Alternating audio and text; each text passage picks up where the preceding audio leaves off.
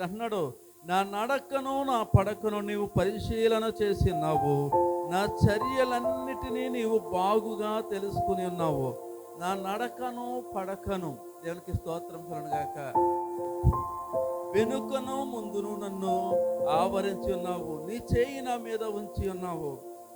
ఇట్టి తెలివి నాకు మించినది ఇదిగో, అది అగోచరము, అది నాకందదు.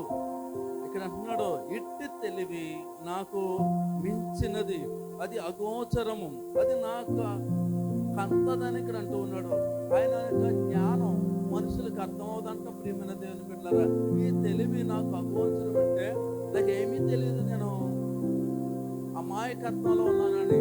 అంటే మన జ్ఞానం ఏర్పడి దేవుని ఎదురు, ప్రియమైన దేవుని బిడ్డలారా, ప్రతి విషయంలోనూ దేవుడు చూస్తూ ఉన్నాడని మనము ఈ లోకంలో మసులుకుంటూ ఉండాలి. ప్రియమైన దేవుని బిడ్డలారా, మీరు అంటూ ఉన్నాడు, నీ ఆత్మయ అమ్మా, నీ ఆత్మ యొద్ద నుండి నేను ఎక్కడికి పోగుదును, నీ ఆత్మ యొద్ద నుండి నేను ఎక్కడికి పోగుదును, నీ సన్నిధి నుండి నేను ఎక్కడికి పోగుదును, నేను ఆకాశముకెక్కినను నీవు అక్కడ ఉన్నావు.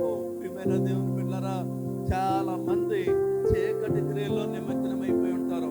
ఏం చేస్తారో వారికి తెలియదు. నేను ఎప్పుడో చోటు అనుకుంటాడు.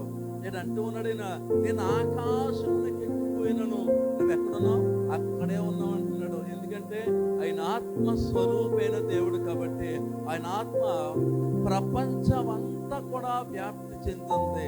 జలముల మీద ఆయన ఆత్మ ఉంది, ఆకాశం మేఘాల మీద ఆయన ఆత్మ ఉంది. ఈ యొక్క ప్రపంచమంతా కూడా ఆయన యొక్క ఆత్మ ఆవరించి ఉన్నది. ప్రియమైన దేవుని బిడ్డలారా, నీ ఆత్మ యొద్ద నుండి నేను ఎక్కడికి పోదును, నీ సన్నిధి నుండి నేను ఎక్కడికి పారిపోదును, నేను ఆకాశములకు ఎక్కినను అక్కడ ఉన్నావు, నేను పాతాళములో పండుకొనినను నీవు అక్కడ ఉన్నావు. ఆకాశముకి ఎక్కినా అక్కడే ఉన్నాడు దేవుడు, పాతాళములో దిగిపోయినా పాతాళములో ఉన్నాడు దేవుడు.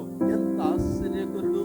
మనం నమ్మినటువంటి దేవుడు అద్భుతాలు చేసేవాడు, ఆశ్చర్య కార్యాలు చేసేవాడు కనుక మనం ఎక్కడ ఉన్నాయని మన మధ్యన ఉంటాడని దేవుని యొక్క వాక్యం సెలవిస్తుంది. ప్రియమైన దేవుని బిడ్డలారా, ప్రతి విషయంలోనూ కూడా దేవుడు నమ్మదగిన వాడు, అమ్మా విశ్వాసించదగిన వాడు. కాబట్టి మనం ఆచితూచి మాట్లాడాలి, ప్రతి విషయంలోనూ దేవునికి దగ్గరగా ఉండాలని దేవుని యొక్క వాక్యం సెలవిస్తుంది. ప్రియమైన దేవుని బిడ్డలారా,